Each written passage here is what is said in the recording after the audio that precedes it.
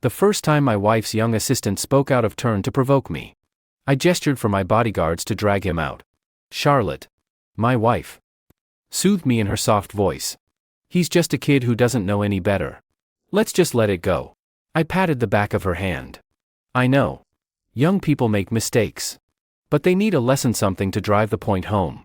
Otherwise they'll never learn. The next night, Charlotte stormed into our bedroom and marched straight up to me. Alexander Haley, our idea of a lesson is knocking out 8 of his teeth and breaking 6 of his ribs. I first met Liam Carter on an utterly unremarkable Wednesday afternoon. I'd finished my meetings early that day, an unusual luxury, and drove over to Charlotte's office to take her out to dinner. The receptionist recognized me immediately. So I made my way up to the 16th floor without a single delay. Charlotte's office door was left ajar. And her bright, warm laughter drifted out into the hallway. No way, you actually know about this. There was genuine delight in her voice. I pushed the door open and found my wife sitting on the sofa, with a young man standing beside her. He was holding a tablet, leaning in slightly to show her something on the screen. Honey. Charlotte looked up, her face open and smiling. Unguarded. What are you doing here? I was in the area. Figured I'd swing by and take you to dinner. Probably not tonight. We just started going over the new project proposal. I'll be lucky if I don't have to work late. The young man spoke before Charlotte could get a word in. Charlotte stood up and walked over, slipping her arm naturally through mine. Oh. Right, let me introduce you. This is Liam, our new department assistant. Liam.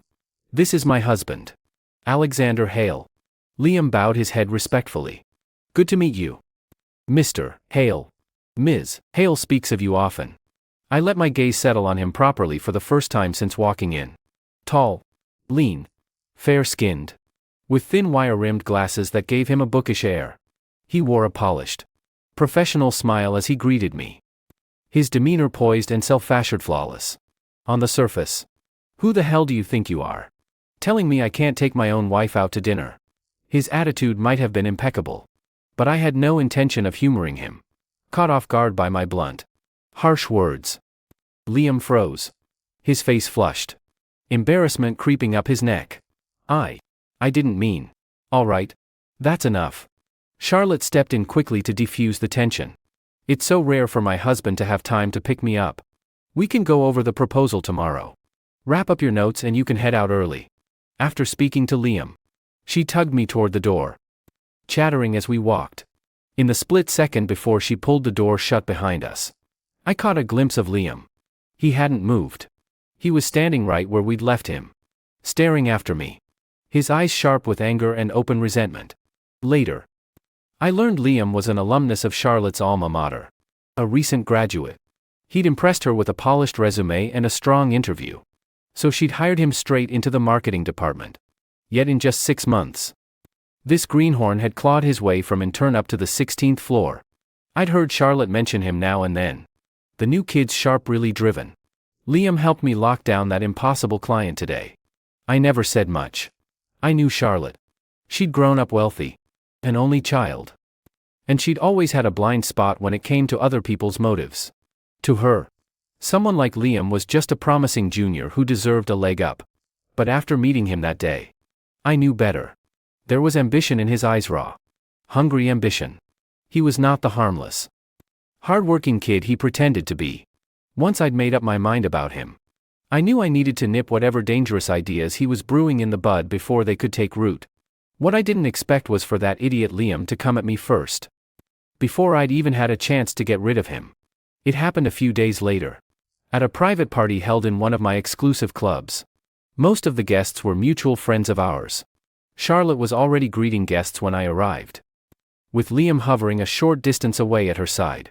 He was wearing a well-tailored navy suit, his dress shoes polished to a shine, his hair styled with obvious care.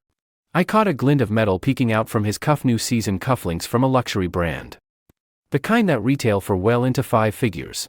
For a recent college grad, that kind of outfit was way out of his price range. Good evening, Mr. Hale. He stepped forward to offer his hand as soon as he saw me, that same easy smile on his face, as if our last unpleasant encounter had never happened. I grunted in acknowledgement, my gaze sliding past him. Where had Charlotte gotten to so quickly?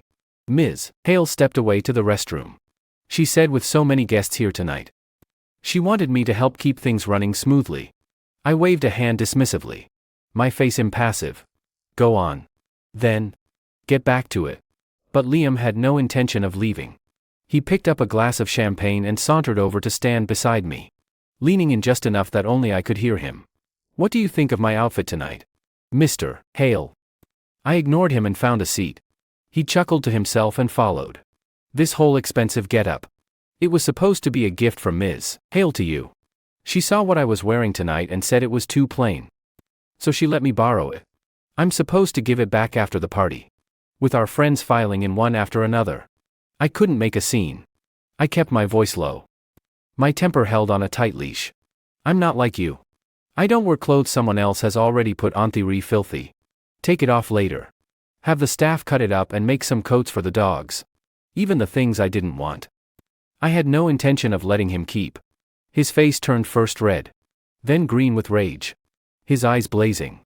I'd made it perfectly clear I didn't even consider him worth treating like a human being. But he recovered quickly, pasting that smile back on his face. You're right, Mr. Hale. Rich people like you are so refined never touch anything secondhand. Me, though. I think secondhand is better. More character. Take Ms. Hale, for example. She's been married a few years now. But that body, that face, she's got more allure than any girl half her age. You might want to watch your back, Mr. Hale. I laughed a cold, bitter sound. My smile faded, and my gaze turned to ice as I looked at him. Are you trying to get yourself killed? Ooh. I'm so scared. He crossed his arms, his expression mocking and over the top. But this is a civilized society. I don't believe you can actually do anything to me. He dropped the act entirely, his eyes sharp with defiance, convinced I was powerless to stop him. If he was done pretending, so was I. I smiled and patted his cheek lightly. You're still so young. Let me show you exactly what I can do. I flicked a hand toward the doorway, where my bodyguards had been standing watch in the shadows since the party began. At my signal, they stepped forward and surrounded us. What are you doing, Mr. Hale? Liam finally sounded alarmed. Relax. My voice was calm. You're new to the real world. And that cocky attitude of yours needs fixing. These men are going to teach you a lesson. 2 bodyguards seized him by the arms, one on each side, and began dragging him toward the exit. My face remained completely impassive. I tilted my head slightly, my gaze drifting from him to the champagne glass in his hand, which was now trembling slightly. Wait, didn't spill that. The least we can do is let him finish his drink. Chances are, he'll never get to taste anything this good again. One of the guards stepped forward, pried his jaw open, and poured the entire glass down his throat. Ms. Hale, help me, Liam shouted. But the guards moved fast. Before anyone around us could even register what was happening, he was gone, dragged out of the room. Charlotte's voice came from behind me. Alex. What happened? I just saw Liam being dragged out. Nothing. I turned around and brushed a stray strand of hair off her shoulder. He said something he shouldn't have. I'm just teaching him a lesson. Honey. He's still so young. Just starting out. Can't we give him another chance? Her gaze slid past me toward the door the guards had taken, and she tried to plead his case. I patted her hand reassuringly. Don't worry. He'll be fine. I know what I'm doing. The party went on. The little incident was quickly forgotten. No one was going to let some random kid ruin their night. After the party, the night passed without another word. The next evening, I sat by the window in my study, twisting a custom fountain pen between my fingers. Outside, the gated community lay quiet in the dark. The distant bark of a dog carrying faintly through the air. I was waiting. At 11:17 p.m., the front door of the villa slammed open. Charlotte stormed into the study, her high heels clicking sharply against the hardwood floor. Her face was flushed with rage, her eyes red-rimmed, as if she'd been crying. Alexander Hale. She stood in the middle of the room, her chest heaving. You told me you were just going to teach him a lesson. I set down my pen and leaned back in my chair, watching her. I'd never seen her lose her composure like this. Not once in all the years I'd known her. That's right. Just a lesson. My tone was even. Charlotte's lips trembled. A lesson. You call knocking out 8 teeth and breaking 6 ribs a lesson? Answer me. Her voice rose sharply as she stared at my cold, unyielding expression. You had him beaten that badly. He's in the hospital getting stitches right now. The doctor said he has multiple broken ribs and all his front teeth are gone. When did you become like this? I've always been like this, I said. You just never saw it. It was the truth. I'd never been the gentle, harmless type, not if I wanted to build everything I had. She froze for a second, then seemed to deflate, her voice softening. He works for me. If you had a problem with him, couldn't you have talked to me first? Beating someone up without a word. It's too much. I looked at her. In all our years of marriage, I'd never seen such raw emotion in her eyes directed at me. It wasn't fear. And it wasn't disappointment. It was anger on behalf of another man. Let's get a divorce. I said it calmly. Charlotte's face went pale. She looked up at me, disbelieving. Are you insane? Over something this trivial? Trivial? I echoed. Of course it's trivial. Her voice was sharp and frustrated. Nothing happened between us. He's just a kid fresh out of college. Is it so wrong for me to help him out? You can't beat someone half to death just because you're paranoid. And you definitely can't divorce me over something that didn't even happen. I waited until she was done. I know nothing has happened yet. If it had, you wouldn't be standing here in one piece. Charlotte went rigid. The words in one piece slid down her spine like ice. And she shivered despite her rage. But I don't wait for things to happen. Nipping problems in the bud is how I operate. Her lips parted. And the fire in her voice began to die down. In its place was a flustered panic she didn't even seem to notice herself. How can you be so unreasonable? I told you nothing is going on. After all these years together. You don't trust me. I trusted the person you used to be. I said. But you've changed. My voice was soft. Almost to myself. Her eyes glistened again. She took a deep breath. Stepped forward. And leaned her hands on my desk. Bending down to look me straight in the eye. Alex. I promise. As soon as he's better. I'll transfer him somewhere else. I'll never speak to him again. Is that enough? I pulled out a document I'd had drawn up that day. The name of her company printed on the cover. She recognized it immediately. When she'd founded the company. We'd signed an agreement. I'd provided the seed funding and all the core connections to get it off the ground. So I held a significant stake in the business. Now I wanted the rest of it. I don't want promises. I set the fountain pen down next to the papers. If you so much as speak to him again, the entire company becomes mine. Charlotte stared at the agreement. Then at me. She knew deep down she was in the wrong. If the roles were reversed, if I had a female assistant acting the way Liam did, she wouldn't be able to stand it. At the end of the day, she had no leg to stand on. Sign it. And this is over. As far as I was concerned. No matter how things played out. I was securing my assets first. She bit her lip, leaned down, and picked up the pen. Before the tip touched the paper, she glanced up at me, her eyes still glistening. Alex. I really do love you. If you love me, sign. I nodded, urging her on. She bowed her head and scrawled her signature across the page in 2 quick strokes. I won't contact him again. She set the pen down. You'll see. After she left the study, I stayed seated. I heard her footsteps go up the stairs. Then the soft click of the bedroom door closing. The villa fell silent again. My gaze rested on the signed equity transfer agreement. Black and white. A clear signature. A dated document. But I felt no relief. I knew Charlotte too well. At her core, she was like a cat. She loved being coddled. Loved having someone dote on her. Liam's sweet words. His careful attention. His humble, eager to please act, they hit exactly the right note for her. She wasn't lying when she signed it. In that moment, she truly believed she could keep her promise. But when that young man showed up again, when he looked at her with those hurt, pitiful eyes, how much of her resolve would crumble? I wasn't willing to bet on it. The days that followed seemed to fall back into our old routine. Charlotte would go to the hospital to pay bills or drop off supplies. And she always told me about it afterward. She said she'd fire him as soon as he was discharged. And that would be the end of it. I had people keeping an eye on the hospital too. confirming she only dropped off essentials and settled medical costs. A month later, I was at my office about to take a midday nap when a friend request popped up on my phone. I accepted it. And a photo came through. It was Liam in a hospital gown, holding a bottle of red wine. "Hey. Hale. You said I'd never taste good wine again. How's this? Think it's better than the swill you served that night?" I huffed a laugh, looking at the photo. Liam wrapped head to toe in bandages, yet grinning like he'd one eye was equal parts furious and amused. He was covered in injuries. He couldn't even drink the wine. This was nothing but a deliberate, brazen provocation. Did he actually have no fear of death? Clearly that lesson hadn't sunk in at all.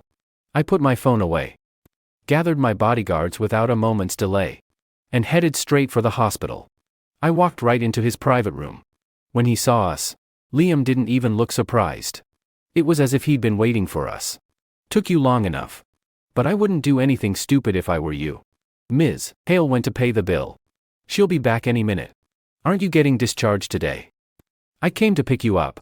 I sat down on the edge of his bed. "What did the doctor say about aftercare? Any rules I should know about?" Liam looked confused. I was speaking to him calmly, like we were old friends catching up. Charlotte was here to handle his discharge today. Then she was sending him to another city. He'd worked for 6 months to weasel his way into her life. He wasn't about to let all that effort go to waste. So he'd added me on social media and sent that photo. He'd been sure I'd show up and beat him again, which would buy him a few more days in the hospital. It was the only plan he had. Stall for time, then figure out how to stay close to her. The last thing he'd expected was for me to show up ready to help him leave. "Well, the doctor said I need someone to take care of me. Lots of rest, nutritious food to build my strength back, and no getting the wounds wet if they get infected. It's bad news." He'd slipped back into his cocky demeanor, reeling off a list of requirements, as if expecting me to arrange a nurse and wait on him hand and foot while he recovered. But out of everything he said, only one line registered: "No getting the wounds wet." "Oh, right. Can't get the wounds wet." I crooked a finger, and the bodyguards behind me stepped forward at once.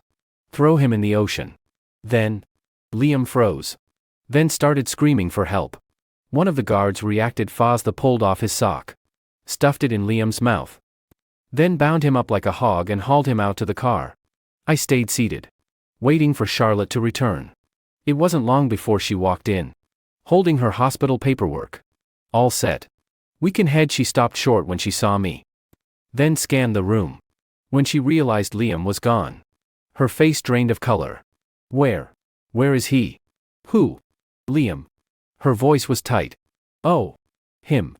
I stood up, slinging my coat over one arm. I figured he could use a good cleansing after all that hospital gunk. I had my men take him down to the coast. Charlotte shuddered violently. She stared at me like I was a stranger, like she'd never seen me before in her life. Her mouth opened and closed, but no sound came out at first.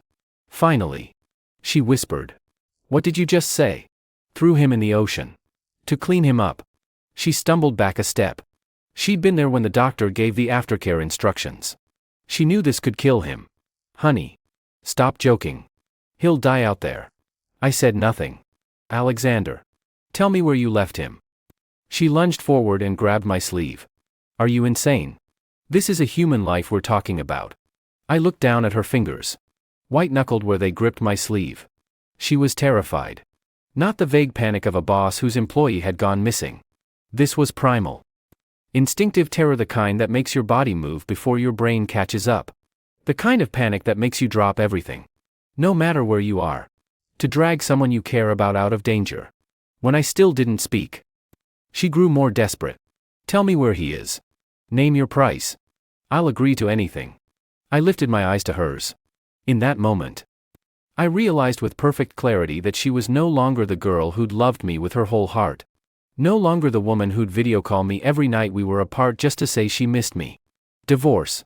Charlotte froze. Divorce had never crossed her mind. But faced with the prospect of a man dying because of this, she hesitated. "Take all the time you want. But it's only an hour's drive from here to the coast." "Wait too long." And I let the sentence hang, letting her fill in the rest. "Fine. I'll sign. Have your lawyer bring the papers over. I'll sign them right now." I'd come prepared. I pulled a manila envelope out of my bag. I opened it and pulled out a pre-drafted divorce agreement. It was short. Only 2 pages. I spread the papers out on the side table nearby and pushed the fountain pen across to her. She hesitated for half a second. Then grabbed the papers. She flipped through them fast, barely glancing at the text. Just skimming the headings before turning to the last page and finding the signature line. She scrawled her name across it. I sent her a location pin. Hurry. I can't promise he'll still be breathing if you take too long. She glanced down at her phone. Kapteape. And ran out. Her heels clicking rapidly down the hallway. I stepped out onto the terrace of the banquet hall. The night wind carried the sharp, briny chill of the river. Out in the distance, the water lay dark. The lights from the far bank spilling across the surface like scattered shards of gold. I made a call. She's on her way. A voice crackled back over the line. Rough with ocean wind. Understood. Mr. Hale. The water was still ice cold in April. He wouldn't be having a pleasant time of it before she arrived. According to the report I received later, Liam was unconscious when they pulled him out. He was soaked through. Freezing to the touch. His lips blue. A bleeding gash cut into his temple. Charlotte pressed a shaking finger to his nose. His breath was faint. Ragged. But he was still alive. The kid had a hell of a survival instinct. The ambulance arrived quickly. The paramedics stabilized him on site and said that while he hadn't been under long, he'd hit his head. And his condition was serious. He needed to go straight to the ICU. Liam was in a coma for 2 days. And Charlotte barely left the hospital the entire time. At 5 o'clock on the 3rd morning, the heart monitor beeped sharply. Twice. Charlotte jolted awake from a light doze to find his eyes swollen almost shut, squinting over at her. Liam was awake. It took him a moment to focus. When he realized who was sitting beside him, he lifted his good hand and brushed it lightly against the back of hers, where it rested on the bed. Ms. Hale, his voice was hoarse, like air leaking out of a broken bellows.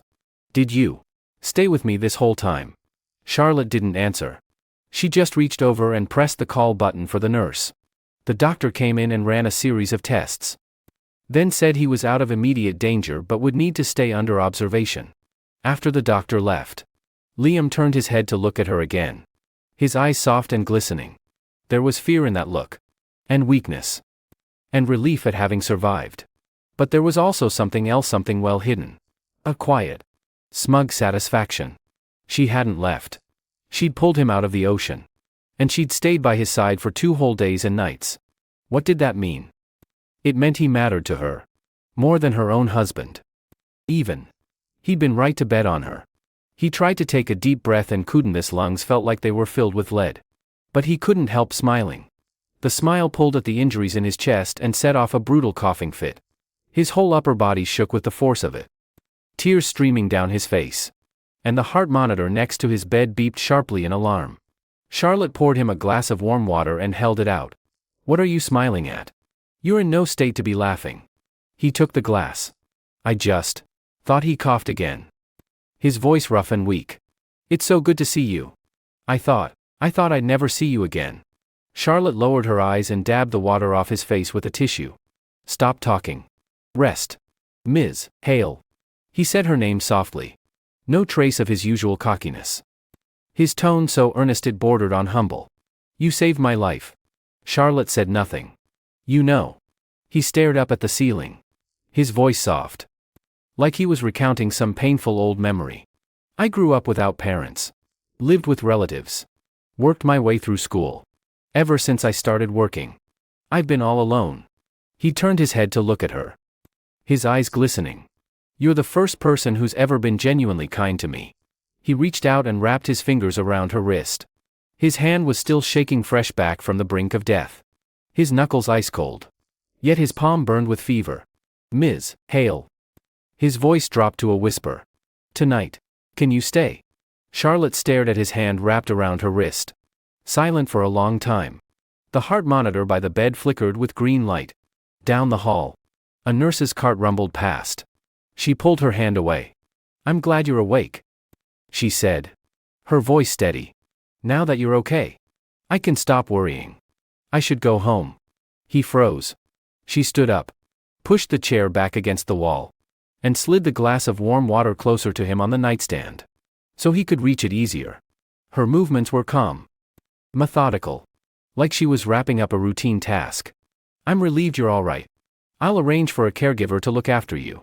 And I'll give you a severance package when you're discharged. I want you to leave the city. Liam pushed himself up on one elbow, his voice rising. No, don't go. His eyes were red, and tears spilled over at once. This wasn't an act.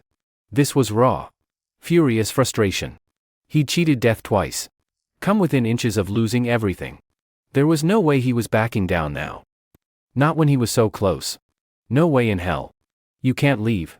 Listen to me. From the first day I saw you, I knew you were my whole world. I'd do anything for you. Getting beaten, nearly drowning, none of it matters. I just want to stay by your side. Even if it's just as some nobody office worker. Once. All it would have taken was a few tears and words like that to make her soften. But not today. She looked down at this young man, propped up on the bed, snot and tears running down his face, staring up at her like she was his only hope. What she felt wasn't pity. It was a vague, heavy irritation. He was fine now. But what about her? How was she supposed to go home and make things right with her husband? She'd already given him the company. From now on, she'd stay home. Be a wife. That would be enough. Liam kept pleading, his voice rising. Hysterical now. Like he had nothing left to lose. But she didn't hear a word of it. She couldn't lose me. It wasn't a calculated choice. It was just the truth.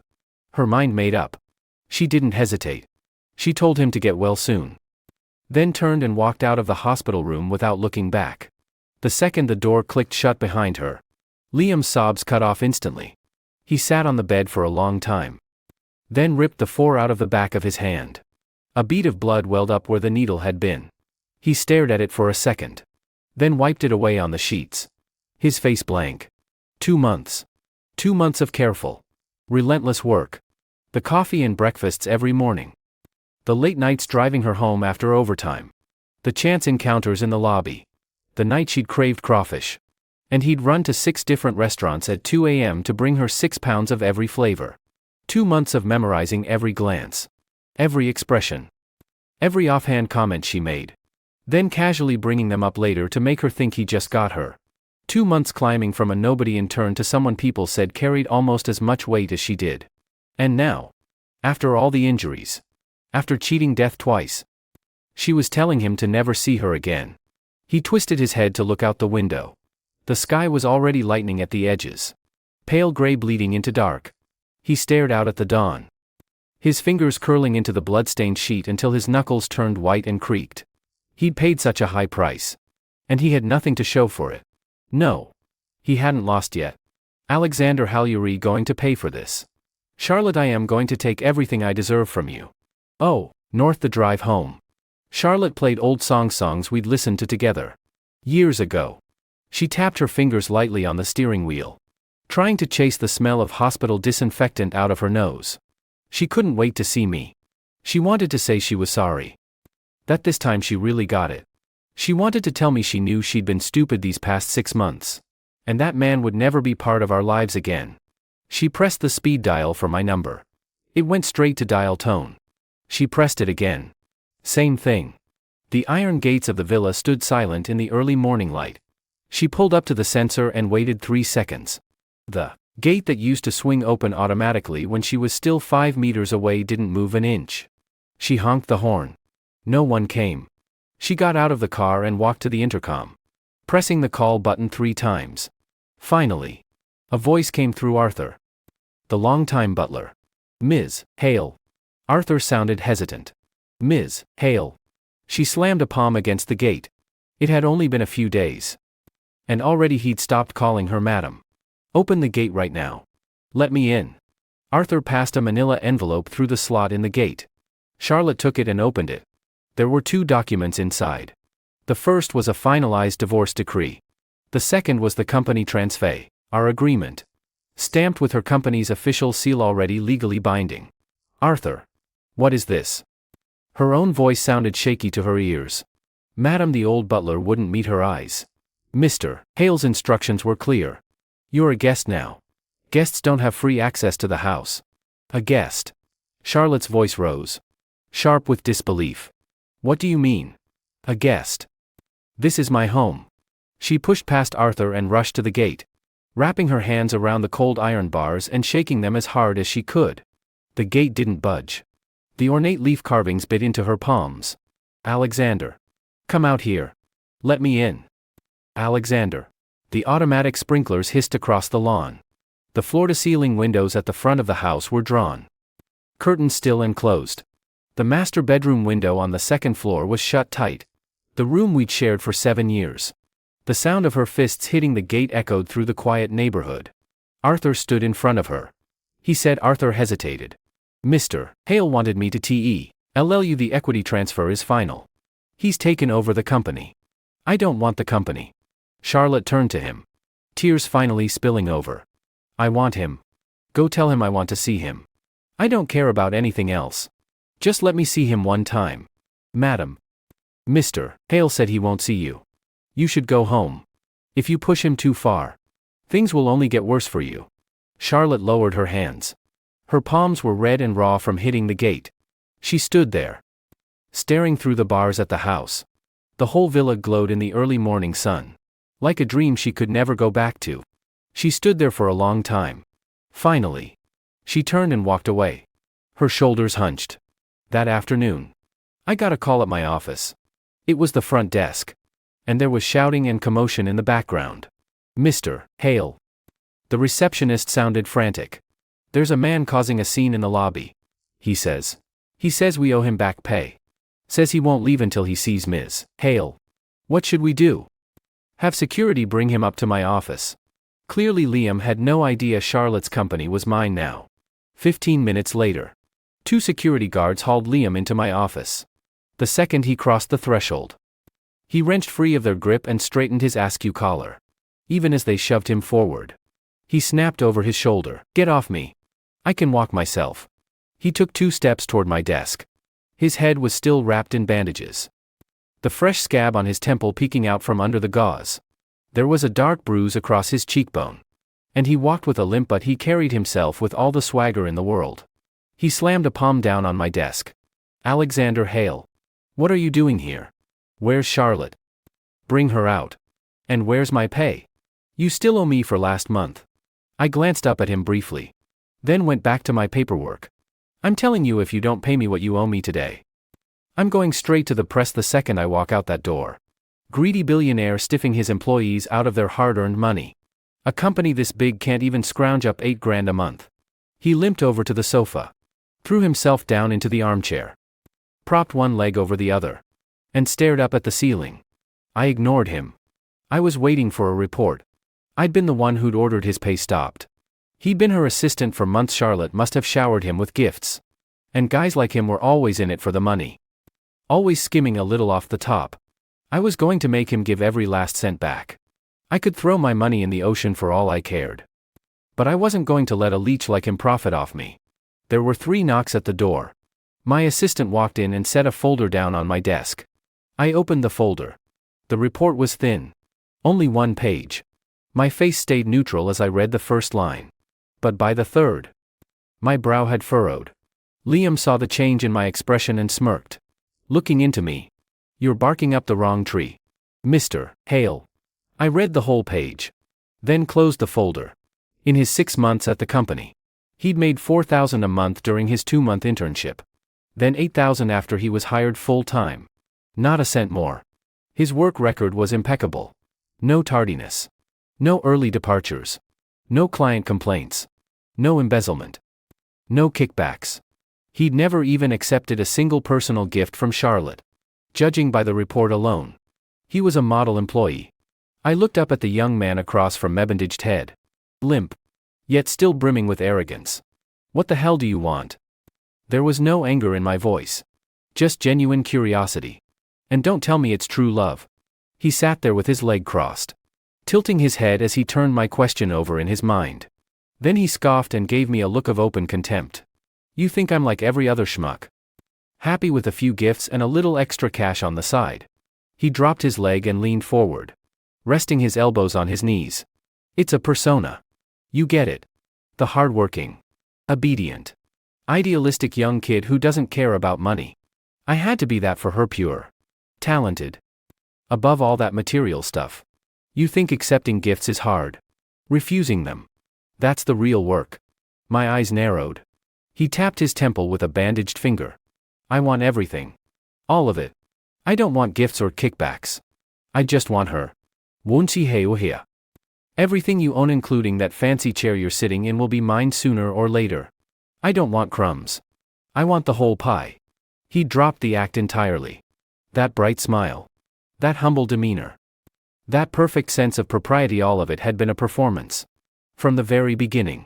He'd never been after a job. You nearly died twice. I leaned back in my chair. And you still came back here. Do you even fear death? He blinked. Then burst out laughing. He laughed so hard the wound on his temple split open and started bleeding again. He didn't care. He just wiped it away with his sleeve and laughed harder. His laughter echoed harshly off the walls of the empty office. As he laughed, his face twisted. There was a wild, unsettling glint in his eyes. It wasn't madness. It was the total, unhinged release of someone who'd been holding everything in for far too long. Fear death. He stopped laughing and leaned forward. His voice tight and venomous. I'm a lot more scared of being poor. My life was worthless the day I was born. Why would I care about something worthless? You roll the dice. You bet big. Some people don't even get the chance. He jabbed a finger toward the door. Charlotte is my chance. She's the highest rung I'll ever get to climb in this life. So yeah. I'd bet my life on it. What's so strange about that? I stared at his snarling face. And it all clicked into place. This man had never been after money. He'd been after the whole empire. He didn't want a salary. Or kickbacks. Or a few luxury gifts. He was going to use Charlotte to climb the social ladder. To leap into a whole new class. And along the way, love was just a tool. Morality was just a chain. Charlotte herself was just a bridge to get him where he wanted to go. He hadn't chosen Charlotte. He'd chosen anyone who could lift him up. Where is Charlotte? He asked suddenly. His voice cracking. Raw with frustration. Bring her out to see me. I don't believe she'd be that cruel. She can't just cut me off like that. She stayed with me for 2 days straight when I was in a coma. I know she cares about me. Bring her out. If she won't see me, I've got nothing left. I smiled. You're never going to see her again. I said. My tone as calm as ever. But I can offer you an out. He rubbed his red-rimmed eyes. Watching me warily. What? What out? I've got connections in Southeast Asia. I twirled my pen between my fingers. Speaking slowly. Casually. Liam's pupils blew wide. He jolted up off the sofa like he'd been electrocuted. All the blood draining from his face. Southeast Asia. You're gonna say it's risky. But the money's good. Right. I raised an eyebrow. That's the idea. Nothing ventured. Nothing gained. No way. I'd rather die than go there. He stumbled back a step. His voice cracking. I'll die right here before I let you ship me off to some hellhole like that. Unfortunately for you. You don't get a choice. I leaned back in my chair, shaking my head at him. Then I clapped my hands once. 4 bodyguards in black stepped through the door. No words wasted. 2 of them stepped forward and twisted his arms behind his back. Fast and efficient, didn't even have time to react. You can't let go of me. You can't do this. I waved a hand. The guard clamped a hand over his mouth, cutting off his struggles. He kicked and thrashed as they dragged him toward the door. His bandages coming loose, leaving a long streak of blood across the hallway floor. His shouts were muffled behind the guard's hand. Reduced to garbled, desperate whimpers. The elevator doors slid open. His voice echoed down the shaft for 3 more seconds. Then cut off sharply as the heavy metal doors slammed shut. The office fell quiet at last. I sat alone for a while. Everything was taken care of. I felt light, unburdened. By the end of autumn, the city had changed its face. Most of the plane tree leaves had fallen. And the air held a constant, dry chill. I never asked after Charlotte. But news found its way to me anyway. Some said she was working as a cashier at a grocery store chain. Others said she'd rented a tiny 400-square-foot apartment in an old building on the west side of town. She never gave up trying to see me. She sent messages through mutual friends, swearing she'd never done anything wrong by me. I had some time today. So I went to the grocery store where she worked. She was stacking bottles of laundry detergent on a shelf, wearing a redanned white striped work vest, a pair of scuffed white canvas shoes on her feet. Her hair was pulled back loosely, a few stray strands sticking to her forehead, fine beads of sweat glistening on her skin. She was so much thinner than I remembered. Her cheekbones stood out sharp, her jawline angular and gaunt. Then she turned around and saw me. She froze. The detergent bottle in her hand slipped and clattered against the shelf. Her lips moved, like she was trying to say my name. But no sound came out. I walked past her, my voice low. Stop looking for me. And stop asking our friends to pass along messages. It puts them in an awkward position. Why? Charlotte's voice broke into a sob. Her eyes were red and wet. She reached for my arm, then pulled back at the last second, her fingers hovering in the air. I never did anything to hurt you. You know that, right? Never did anything to hurt me. Cheating isn't just about sleeping with someone. Do you dare tell me you didn't feel something for him? If that idiot hadn't provoked me. If I hadn't caught it early, though, you really think you would have stayed faithful? I would have. But I don't believe you. I don't trust someone whose heart has already wandered. This is fine. The way things are now. I won't come after you. But I won't help you either. I turned and walked away, leaving her sobbing behind me. I didn't look back. After that, I never heard anything about her again. It was as if she'd vanished from my life entirely. But that's for the best. We all have to learn to move forward. We choose our own paths. And we have to walk them, no matter where they lead. Hey there. Could you rate this story in the comments? Use a scale of 1 to 10. Please, I am begging you. It really means a lot to me. And if you like this kind of content, don't forget to hit follow.